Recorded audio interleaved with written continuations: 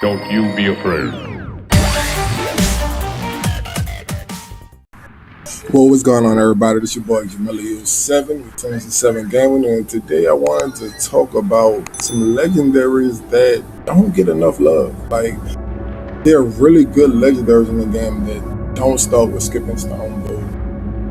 You know what I'm saying? Forbidden medicine, things of that nature. They're actually really good legendaries, and most of them come from the charm slot. But let's get into it. The first legendary I want to talk about doesn't get enough love. I don't hear enough talk about is the Demon Cutter. Demon Cutter is a moon stance katana, and the ability is stagger on the target has a 30% chance to throw nearby enemy. And in case you don't know what throw means that they get knocked on the ground, which is big. It can be big in certain situations of survival because it'll get enemies off, especially when you're focusing on one enemy or you're trying to kill that one only and nightmare survival, whatever. That 30% chance to knock everything down could be really, really big. Especially in the right setups. If you run Demon Cutter with, say, where is it? Impactful throws. Throwing the enemy through the air causes them to be knocked down for a short time and vulnerable to counter strike. You know what I'm saying? Like, there's a lot of builds that you can make that work in if if people looked at it more. All right, then you have the my Yoshi's Hand. A lot of people, when I made the explosive blaze build, a lot of people didn't even know Yoshi's Hand did this. But you have Yoshi's Hand, staggering the target has a 30% chance to cause a knockdown. Goes back into what I said. Like, it's already a water stance katana, so you have the ability to use that. Use surging strikes on it. I think I have a use katana with surging strikes with Water Master.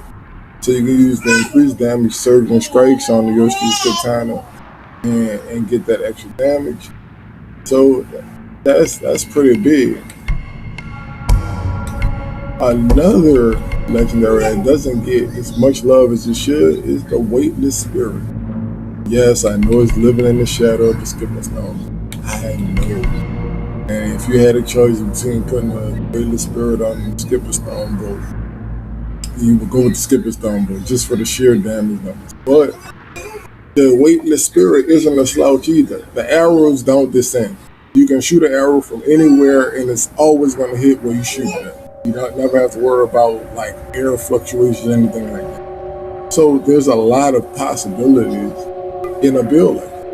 I mean, if you wanted to do a sniper build with Eagle Eye, you wanted to do a running gun build with Sharpshooter, you can do that because it has a shorter draw time to max.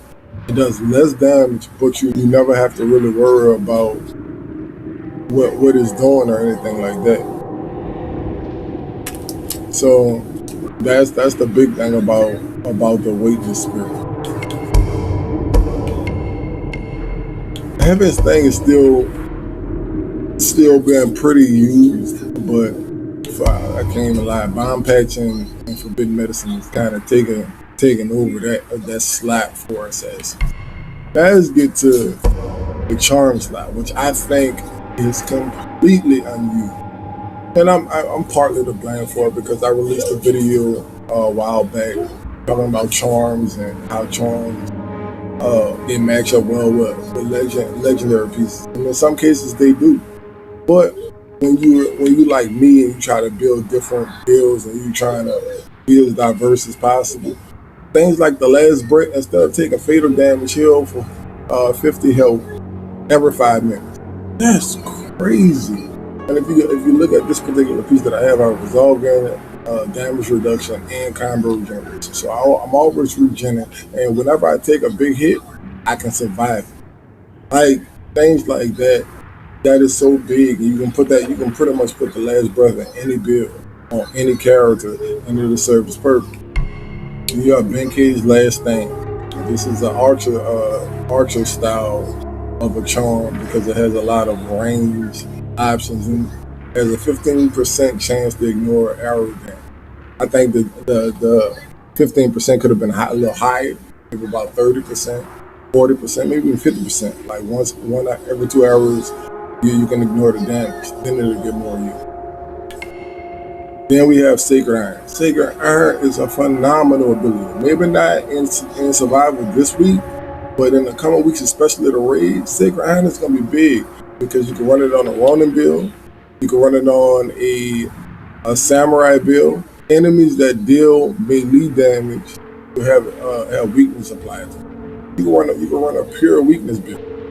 Like you can do that with Sacred Iron. You'll do that with the fan, Lady Sinus fan, and you can also run the Caltrops, the Demon Seed Caltrops that apply weakness. So you can do a complete weakness build with this set. Then there's Shogun's Fortitude. I made a assassin build with Shogun's Fortitude maybe a couple days ago, and I pretty much went through the whole nightmare mission. I did the whole nightmare mission with my assassin build. Shogun's Fortitude is a great ability. It gives you immunity to flash bombs and poison, which are both big in this week's survival and nightmare missions. And what else can you say about it?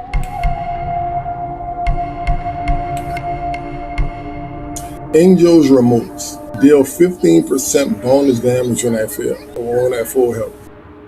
I'm making a build. Currently working on a build with this right now. Think about this. You have Angel's Remorse, start a mission, land on your assassin, run up behind the target, do assassination, right? Getting 15% on top of all of that assassination damage you already have stacked. Killing everything. It's crazy. Like this, it's really crazy.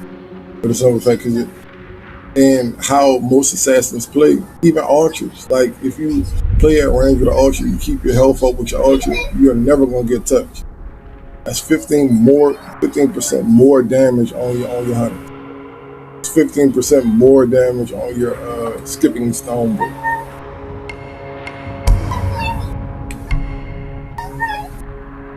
I don't see Lady Shanzo's surprise used as much as it can be. This is probably one of the most overrated or underrated abilities in the game. A lot of people use the dirt thrower for the fire, but if you use Lady Shanzo's surprise, you get the dirt thrower with the fire, you get to blind them, and you have a 15% chance of making them hallucinate.